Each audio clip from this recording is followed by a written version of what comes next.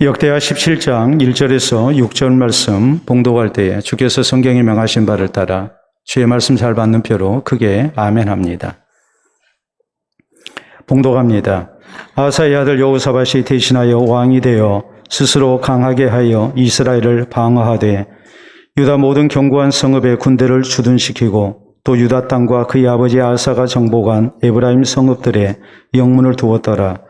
여호와께서 여호사밧과 함께 하셨으니 이는 그가 그의 조상 다윗의 정 길로 행하여 바알들에게 구하지 아니하고 오직 그의 아버지 하나님께 구하며 그의 계명을 행하고 이스라엘의 행위를 따르지 아니하였습니다. 그러므로 여호와께서 나라를 그의 손에서 견고하게 하심에 유다 무리가 여호사밧에게 예물을 드렸으므로 그가 부귀와 영광을 크게 떨쳤더라.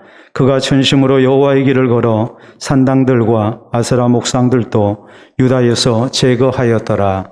아멘. 경제 용어에 제로 베이스 운동이라는 말이 있습니다.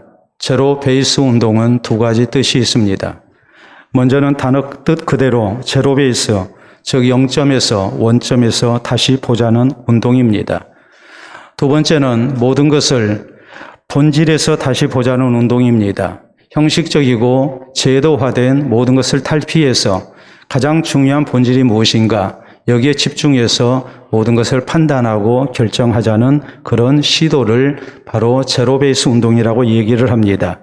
그렇기 때문에 제로 베이스 운동은 어떤 결정을 하기에 앞서서 모든 것을 원점에서 전면 재검토하는 것을 뜻합니다. 과거의 방식이나 기존에 가지고 있던 생각을 버리고 처음으로 돌아가서 생각하고 검토하는 것을 의미합니다. 오늘은 제504주년 종교개혁주일입니다.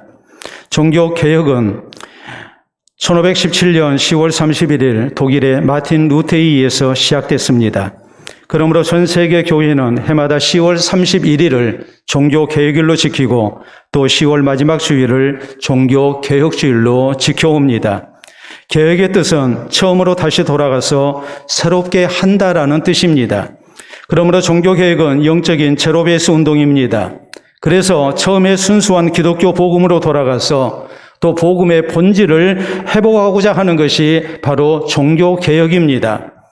오늘 본문 성경은 유다왕 여호사밧의 종교개혁에 대하여 증거합니다. 여호사밧 왕은 왕위에 오르자 가장 먼저 종교개혁을 단행했습니다.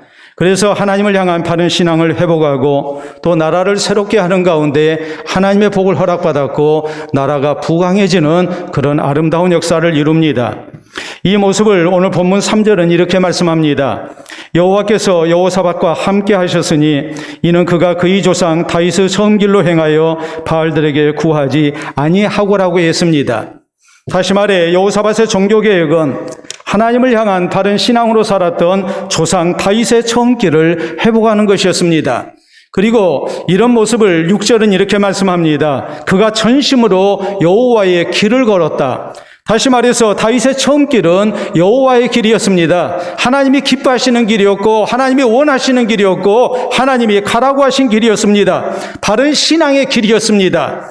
그렇기 때문에 이것은 어떤 의미로 보자면 영적인 제로 베이스 운동입니다. 그래서 우리 하나님께서 기뻐하시는 신앙의 길을 가면서 우리 하나님을 바로 섬기는 가운데 하나님의 복을 받았고 나라가 부강해졌다고 오늘 성경은 우리에게 증언하고 있습니다. 그러므로 사랑하는 성도 여러분, 우리 모두 본문 성경을 통해서 이 다윗의 처음 길에 대하여 살펴봐야 합니다. 여호사밧 왕처럼 또 종교개혁자 마틴 루터처럼 우리는 영적인 제로 베이스 운동을 이 시간 할 수 있어야 합니다.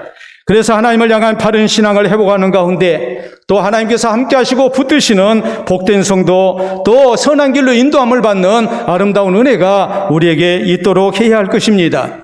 그러면 여호사밧 왕은 어떤 신앙 자세로 다윗의 처음 길로 행하였습니까? 우리 모두 어떤 신앙 자세로 오늘 이 종교개혁주일에 우리 하나님 기뻐하시는 신앙의 길, 다윗의 처음 길로 행하는 그런 모습을 우리가 가져야 합니까? 우리는 첫째로 하나님을 향한 신앙으로 사는 것을 가장 소중하게 생각해야 합니다. 본문 1절로 2절에 보면 아사의 왕 여호사밧이 대신하여 왕이 되어 스스로 강하게 하여 이스라엘을 방어하되 유다 모든 견고한 성읍의 군대를 주둔시키고 또 유다 땅과 그의 아버지 아사가 정복한 에브라임 성읍들의 영문을 두었더라라고 말씀합니다. 당시 이스라엘은 남유다와 북이스라엘로 나뉘어서 대치하고 있었습니다. 그러므로 국방을 소홀히 할 수 없었습니다. 여호사밧은 왕이 오르자 먼저 국방을 튼튼히 합니다. 그리고 이어서 3절로 4절에 보면 나라를 견고하게 하고자 했던 여호사밧의 노력이 아름다운 열매를 맺었고 나라가 부강해졌던 그 이유를 이렇게 밝힙니다.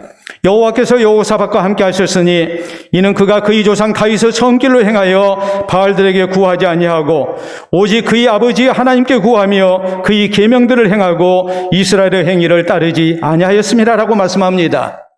하나님께서 여호사밧과 함께 하시고 도와주신 이유, 그것은 다름이 아니라 그가 다윗 왕의 처음 길로 행하였기 때문이라고 이렇게 분명히 말씀합니다. 무슨 뜻이겠습니까? 여호사밧 왕은 왕이 올랐을 때에 단순히 국방만 강화하지 않았습니다. 다윗의 처음 길로 행하면서 그는 국방 강화를 힘썼습니다. 그럴 때 하나님께서 함께 하시고 도우시는 가운데 나라가 부강해졌음을 우리에게 말씀을 하고 있는 것입니다. 그렇기 때문에 우리는 다윗의 처음 길이 무엇인가를 생각해야 합니다. 다윗은 이스라엘의 2대 왕입니다. 그는 왕이 올랐을 때에 철저히 하나님을 의지했고 하나님의 은혜를 힘입었고 그로 말미암아서 하나님의 도움으로 부강한 나라를 허락받았습니다.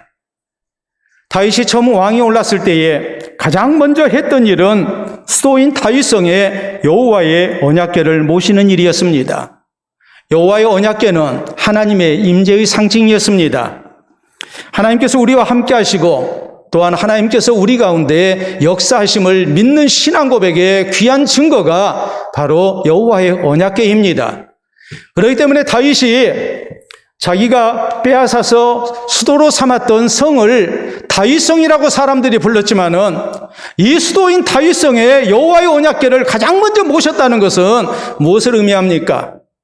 이 다윗성에 하나님이 함께 하시고 하나님이 붙드시는 은혜가 있기를 소망했다는 말입니다. 오직 하나님을 향한 신앙으로 사는 것을 다윗은 가장 소중히 여겼고 하나님을 모시고 하나님을 의지하는 가운데 나라가 평안하여 든든히 서가기를 원했습니다. 성경은 이것을 뭐라고 말씀하는가? 다윗의 처음 길이라고 우리에게 강조합니다. 다윗이 이런 모습으로 하나님을 모시고 하나님 의지하고 살았을 때에 하나님 함께 하십니다. 다윗을 도와주십니다. 그래서 부강한 나라가 됐습니다. 그렇기 때문에 여호사밧도 가장 먼저 이 다윗을 본받아서 오직 하나님만을 의지하고 산 것입니다. 바알 우상을 의지하지 않았습니다. 자기 아버지 아사 왕이 하나님을 의지하고 살았듯이 자신도 오직 하나님을 의지하고 하나님께 기도합니다. 북이스라엘처럼 금송아지 우상을 숭배하지 않았습니다. 이 하나님을 철저히 의지하면서 국방을 강화합니다. 그럴 때 하나님께서 함께 하시고 복 주시는 나라가 됐고 부강한 나라가 되었음을 성경은 말씀을 하고 있는 것입니다. 그렇기 때문에 우리 성도는 다윗의 처음 길이 바로 다윗처럼 철저하게 하나님을 향한 신앙으로 사는 것이라는 것을 잊지 말아야 합니다. 그리고 우리가 세상에 어떤 것을 의지하고 살기보다는 무엇보다도 오직 하나님을 향한 신앙으로 살기를 힘써야 합니다. 우리가 성경에 보면 이스라엘의 솔로몬 왕이 올랐을 때에 하나님 앞에 일천희생번제를 드립니다. 그리고 하나님의 은혜를 구합니다. 그럴 때 하나님께서 솔로몬과 함께 하셨고 저에게 하나님의 지혜를 주셨고 또한 나라가 바로 다스려지게 하십니다. 그래서 부강한 나라가 됐습니다. 히스기야가 왕이 올랐을 때에 왕이 오른 후 맨 먼저 했던 일은 바로 종교개혁이었습니다. 이전에 하나님을 바로 섬기지 못했던 이런 모든 모습들을 탈피하고 우상들을 제거하고 그리고 성전을 청결케 합니다. 성전에 세워졌던 우상들을 다 갖다 버렸습니다. 그리고 오직 순수하고 깨끗한 마음으로 하나님만을 섬기기를 원했습니다. 성경은 이 히스기야 왕이 성전 청결을 시작했던 날을 왕이 오른 첫째 해, 첫째 달, 첫째 날이라고 이렇게 말씀합니다. 그러니까 정월 초하루에 히스기야 왕은 종교 개혁을 단행한 것입니다. 오직 하나님을 향한 신앙으로 살기 위해서 이렇게 종교 개혁을 단행했고 성전을 청결케 합니다. 그럴 때 하나님께서 히스기야와 함께 하셨고 나라를 부강케 해주셨습니다. 생물학 용어 가운데 리비의 채소량의 법칙이라는 말이 있습니다. 1843년 독일의 식물학자 리비가 발견한 법칙입니다. 이 법칙은 바로 이런 내용입니다. 식물의 생산량은 생육에 필요한 최소한의 원소 또는 양분에 의하여 결정된다라는 법칙입니다. 어떤 원소가 최소량 이하인 경우 다른 원소가 아무리 많이 주어져도 식물은 잘 자라날 수가 없다라는 원칙. 원소 또는 양분 가운데 가장 소량으로 존재하는 것이 식물의 생육을 지배한다는 원칙이 바로 리비의 최소량의 법칙입니다.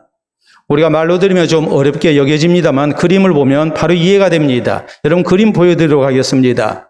자, 식물이 성장하는 데 있어서 여러 가지 원소가 필요합니다. 양분이 필요합니다.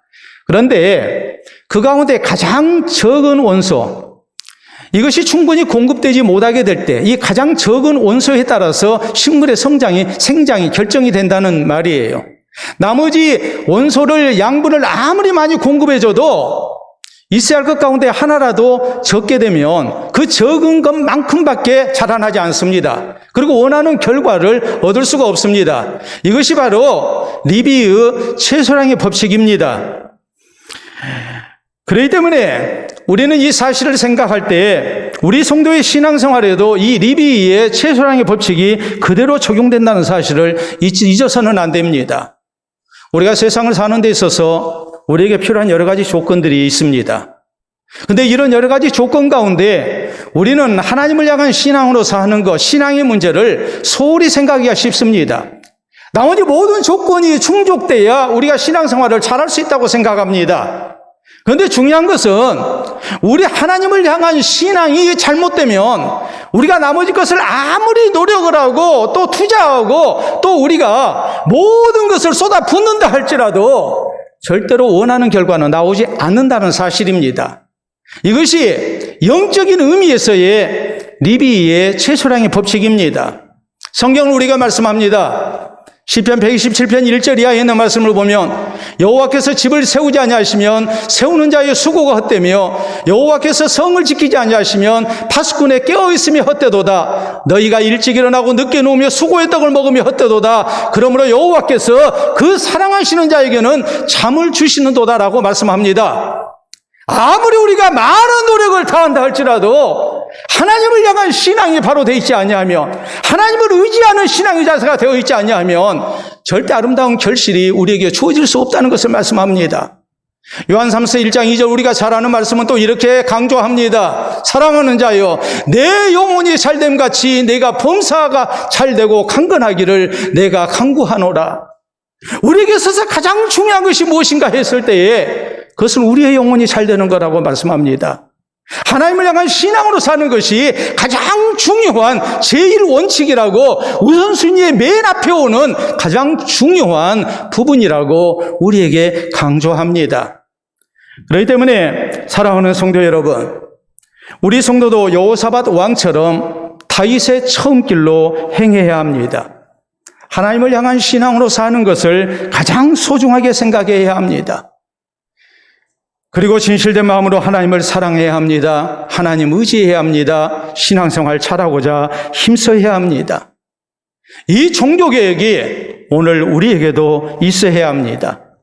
그래서 하나님을 바로 섬기는 가운데 하나님께서 사랑하시고 도우시는 은혜, 또한 우리의 아름다운 길을 하나님께서 주장해 주시는 은혜가 우리 모두에게 있기를 바랍니다. 두 번째로, 다윗의 정길로 행하기 위해서는 오직 하나님 말씀대로 순종하며 살아야 합니다. 다윗은 철저하게 하나님 말씀에 순종했던 사람입니다. 그래서 하나님 앞에 사랑을 받았고 하나님의 복을 허락받았습니다. 그러므로 여호사밧은 본문 4절에 보면 오직 그의 아버지 하나님께 구하며 그의 계명을 행하고 이스라엘의 행위를 따르지 아니하였음이라라고 말씀합니다. 여호사밧 왕은 오직 하나님의 계명대로 살고자 힘썼습니다. 우리가 7절 이하에 있는 말씀을 계속 읽어보면 여호사밧 왕은 제사장과 레위인들을 전국의 모든 성읍들에 보내서 백성들에게 여호와의 율법을 가르치고 또 배우게 합니다. 왕만이 아니라 모든 백성들이 오직 하나님 말씀대로 순종하며 살도록 이렇게 이끌었습니다. 왜냐하면 하나님의 말씀대로 살아야 하나님이 사랑하시고 복을 주신다는 것을 믿었기 때문이고 알았기 때문입니다.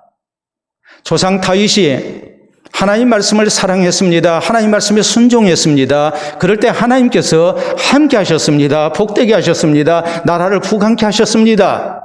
이것을 알았기 때문에 여호사밧 왕도 다윗처럼 하나님의 말씀에 철저히 순종하는 모습으로 살고자 했던 것입니다. 그래서 나라가 부강해졌습니다. 이스라엘 역사에 보면 여러 차례 종교 개혁이 있었습니다.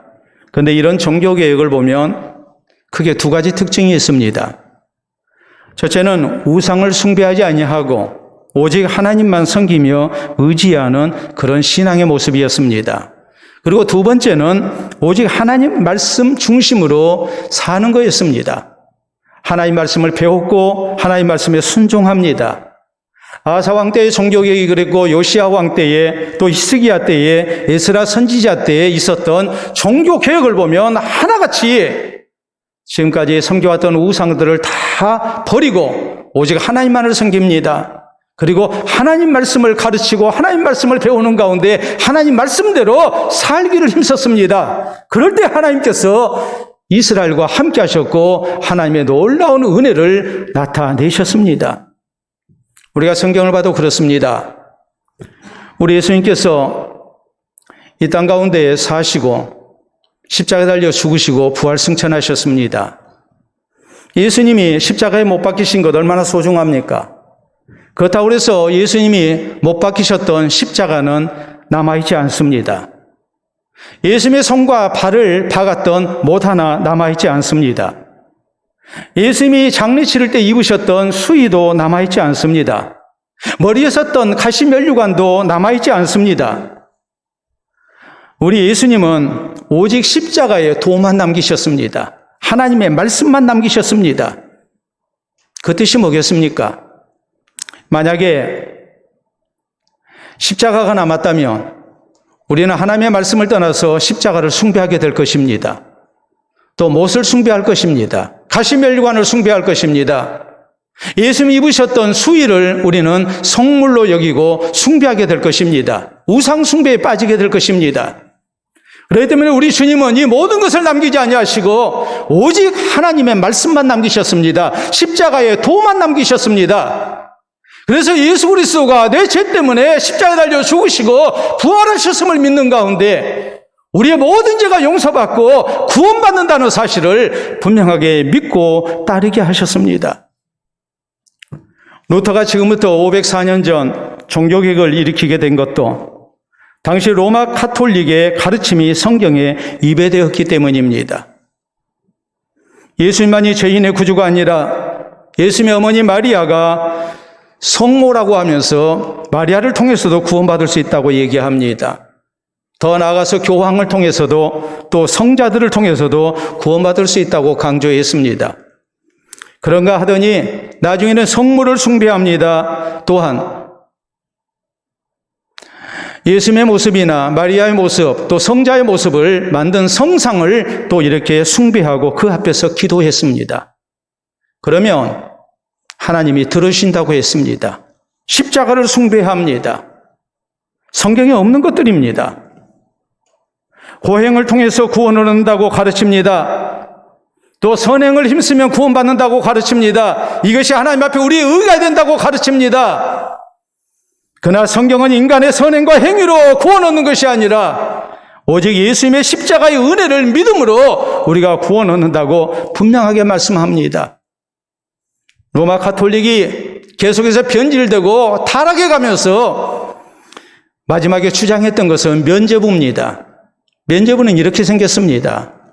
여러분 사진을 보시게 되면 저렇게 생긴 게 면죄부입니다. 저 글의 내용은 이것을 사게 되면 모든 죄가 용서받는다고, 어떤 경우 조상들의 죄도 용서받는다고, 그래서 그 영혼이 천국 갈 수 있다고 이렇게 가르친 겁니다. 그리고 면죄부를 팔아서 모은 돈으로 로마 카톨릭은 바로 베드로 성당을 건축했고 교황의 거처를 삼았습니다. 그렇기 때문에 루터는 성경에서 벗어난 로마 카톨릭의 가르침에 항거합니다. 그 잘못을 지적하고 95개조의 반박문을 발표함으로 해서 종교개혁의 기치를 들었습니다. 로마 교황청에서 루터에게 95개 조항 주장한 것을 취소하라고 협박합니다. 이 협박에 루터는 이런 말을 합니다. 하나님의 말씀인 성경으로 나를 설득하라. 성경 어디에 그런 말씀이 나와 있는지 성경을 가지고 나를 설득하라고 말합니다. 성경에 증거를 댄다면 나도 믿고 따르겠다고 말합니다. 그러나 성경에 없는 것이라면 믿고 따를 수 없음을 천명합니다.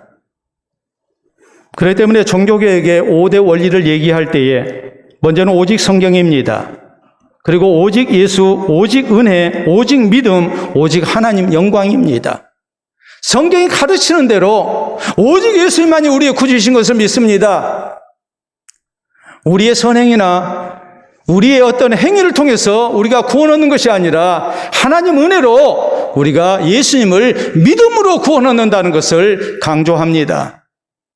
그리고 하나님의 은혜에 의해서 우리가 구원을 받았기 때문에 우리는 오직 구원하실 하나님께만 영광을 돌려드려야 한다고 이렇게 강조합니다. 그러므로 사랑하는 성도 여러분, 우리 성도는 다윗의 처음 길로 행해야 합니다. 오직 하나님의 말씀 중심의 신앙생활을 해야 합니다. 하나님의 말씀인 성경이 가르치는 대로 믿고 순종하며 우리가 살아야 합니다. 이 종교개혁이 오늘 우리에게도 있어야 합니다. 그래서 성경적인 바른 신앙생활을 힘쓰는 가운데 하나님의 구원을 얻고 또 하나님께 영광을 돌려드리는 우리 모두가 될 수 있기를 바랍니다. 셋째로 우리는 다윗의 처음 길로 행하기 위해서 전심으로 변함없이 바른 신앙생활을 힘써야 합니다. 5절에 보면 그러므로 여호와께서 나라를 그의 손에서 견고하게 하심에 유다 무리가 여호사밧에게 예물을 드렸으므로 그가 부귀와 영광을 크게 떨쳤다라고 말합니다. 여호사밧 왕이 종교개혁을 힘썼을 때에 오직 하나님을 향한 신앙으로 살고자 힘쓸 때, 또 하나님의 말씀에 그대로 순종하고 살고자 힘쓸 때에 하나님께서 함께 하시고 복을 주셔서 부강한 나라가 됐습니다. 6절에 있는 말씀을 보면 그가 전심으로 여호와의 길을 걸어 산당들과 아세라 목상들 또 유다에서 제거하였더라라고 말씀합니다. 하나님을 향한 신앙으로 살고자 힘썼을 때, 또 하나님의 말씀을 따라 살고자 힘썼을 때에 하나님이 함께 하셨습니다. 하나님이 도와주셨습니다. 나라가 부강해집니다. 그럴 때 여호사밧은 더욱 확신을 갖게 됩니다. 그래서 종교개혁에 박차를 가합니다.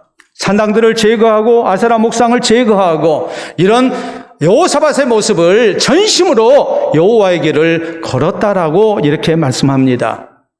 그리고 이어진 7절에 보면 그가 왕위에 쓴 지 3년이라고 말씀이 시작됩니다.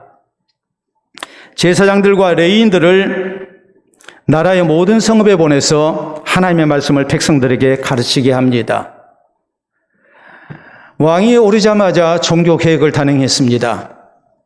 오직 하나님만을 섬기고 하나님만을 의지하고 하나님 말씀대로 삽니다. 그럴 때 하나님이 함께 하시고 나라를 부강케 하셨습니다.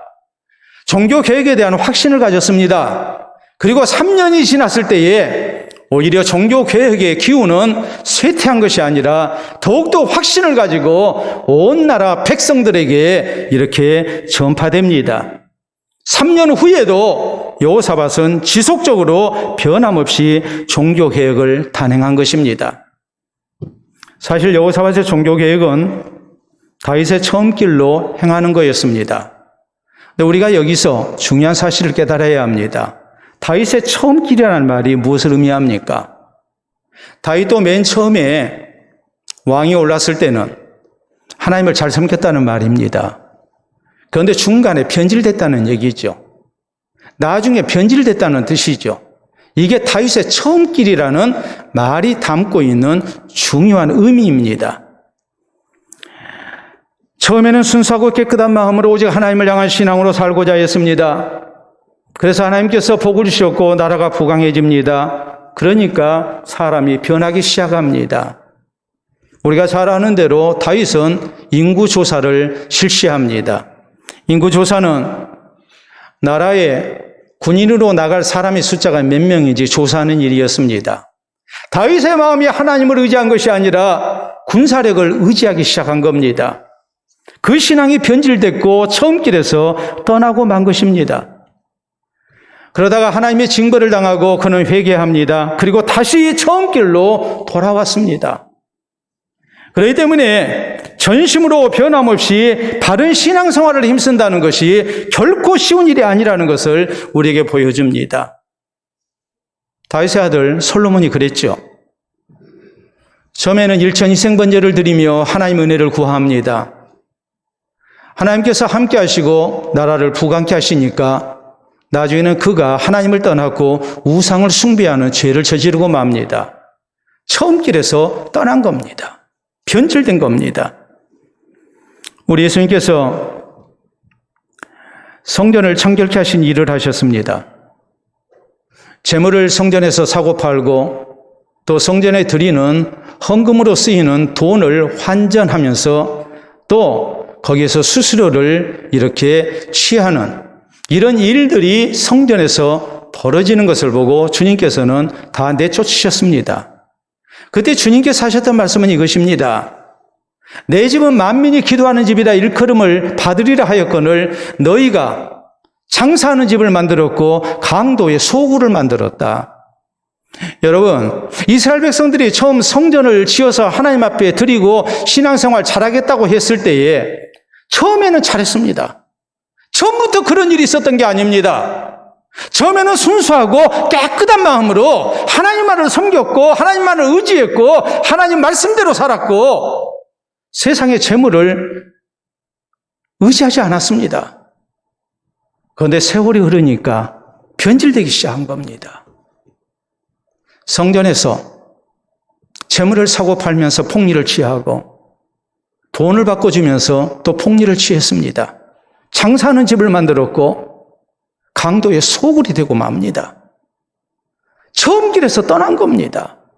처음부터 잘못된 게 아닙니다. 세월이 흐르면서 잘못되기 시작한 겁니다.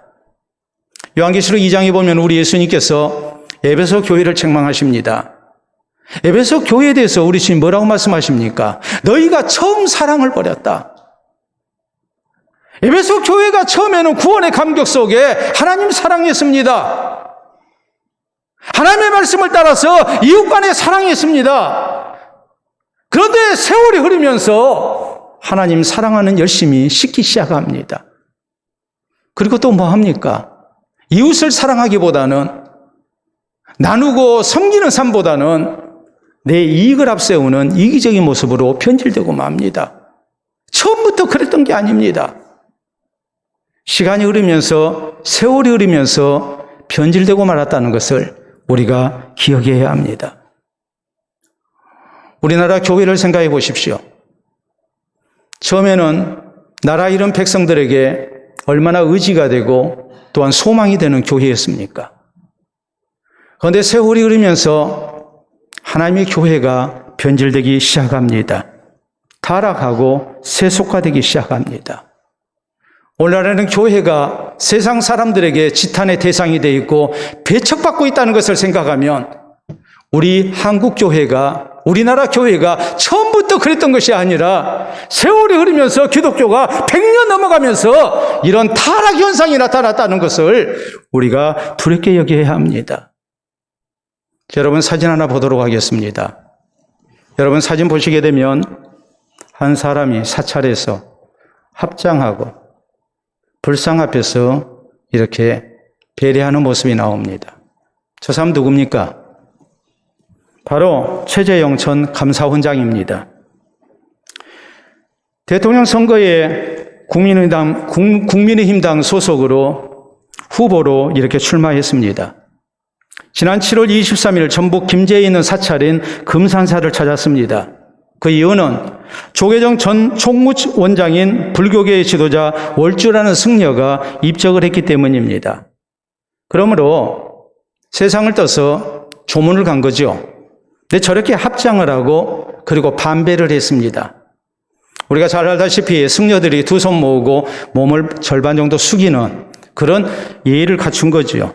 금산사의 다른 승려들과 일일이 인사를 나눌 때도 최재형 씨는 두 손을 합장했고 그리고 고개를 숙였습니다. 이 사람은 독실한 기독교 신자입니다. 서울 신촌 장로교회의 장로입니다. 불교계의 표를 얻기 위해서 하나님을 향한 신앙을 버리고 만 겁니다. 이것을 보는 우리의 마음이 참으로 씁쓸합니다. 지금까지 60년 이상 걸어왔던 신앙의 처음 길을 버려버린 것입니다. 그 어떤 경우에도 전심으로 변함없이 바른 신앙생활을 힘쓴다는 것이 얼마나 쉽지 않은 일인가를, 또 이것이 얼마나 소중하고 필요한 일인가를 우리에게 깨닫게 합니다. 그렇기 때문에 개혁의 성공은 그 지속성에 달려있다고 말합니다. 한 번의 개혁으로 개혁은 완성되지 않습니다. 꾸준히 지속적으로 해야 개혁의 열매가 열립니다. 그래서 종교개혁자 칼뱅은 이렇게 말합니다. 개혁교회는 끊임없이 개혁하는 교회다. 한 번 개혁해서 그 처음 신앙이 지켜지면 좋겠는데 세월이 지나다 보면 신앙이 변질되기 시작합니다. 그렇기 때문에 개혁교회는 끊임없이 개혁을 해야 합니다. 그래서 종교개혁 기념주일이라고 하지 않습니다. 종교개혁주일이라고 하는 이유가 바로 거기에 있는 것입니다.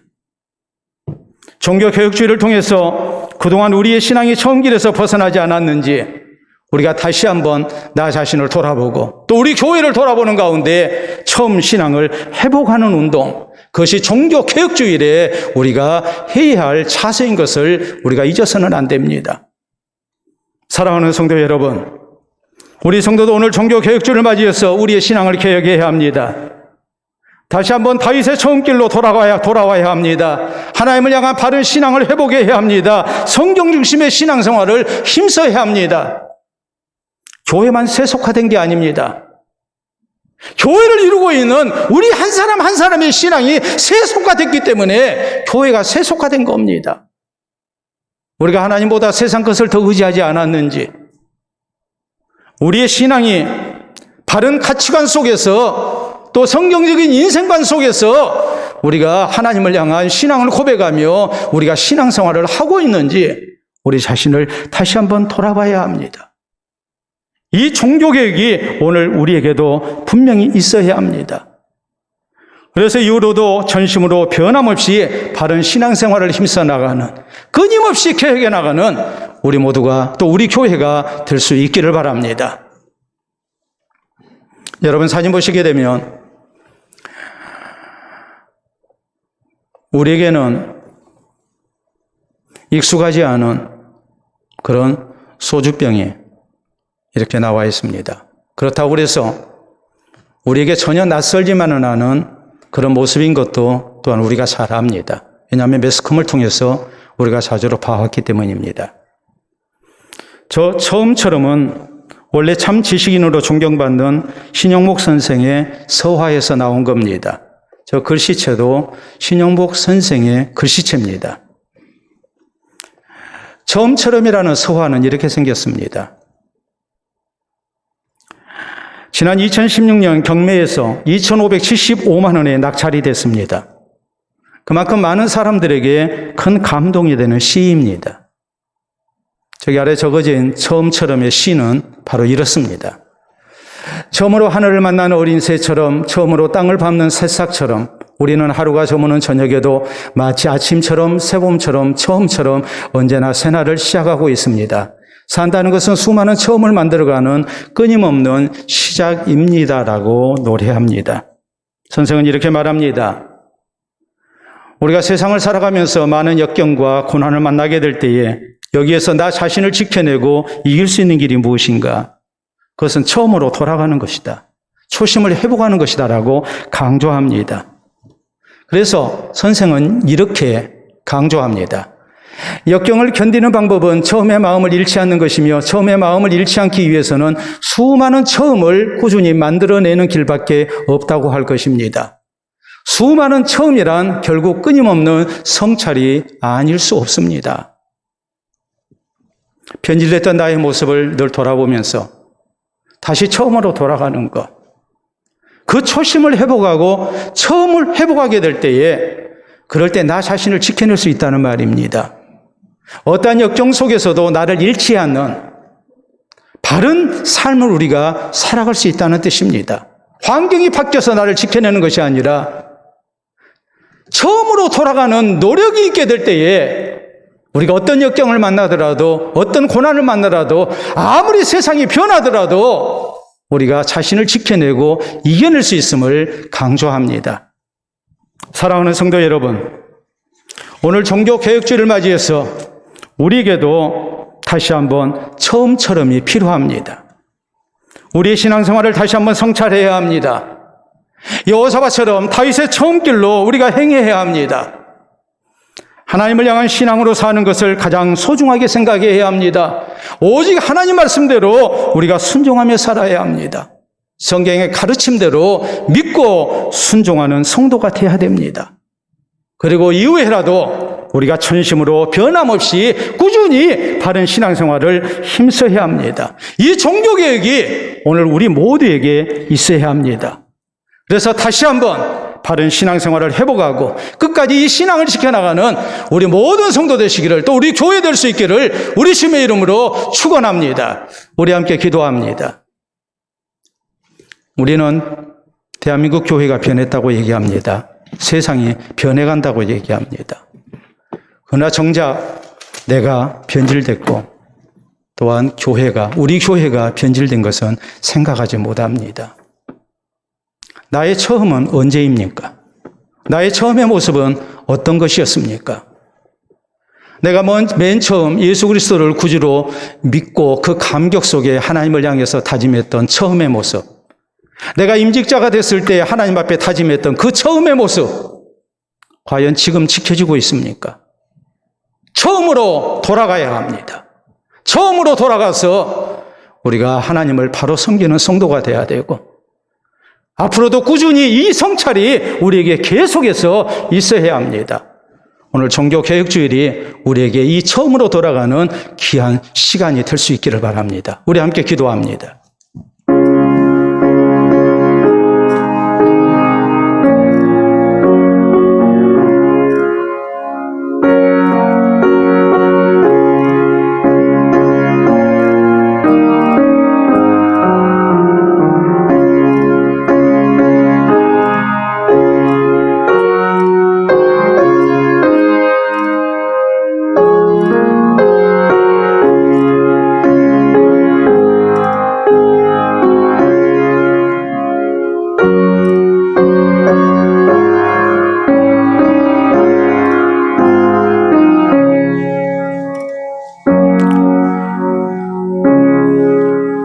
자비로우신 우리 아버지, 주의 크고 크신 은혜에 진심으로 감사를 드립니다. 우리를 그리스도 예수 안에서 구원의 백성 삼아주시고 또 섬길 수 있는 교회를 허락하시고 또 주의 직분자로 세워주시며 하나님 나라 사역을 위하여 귀한 일꾼 되게 해주신 것 진심으로 감사합니다. 그러나 세월이 흐르면서 세상이 변해가고 교회가 변해가며 나 자신까지도 변하고 있음을 우리가 주님 앞에 고백합니다. 그럼에도 불구하고 주께서 우리를 오늘까지 참아주시고 다시 한번 귀한 성찰의 시간을 허락해 주시니 참으로 감사합니다. 우리 자신을 다시 한번 돌아보며 우리 신앙이 개혁되게 하여 주시옵소서.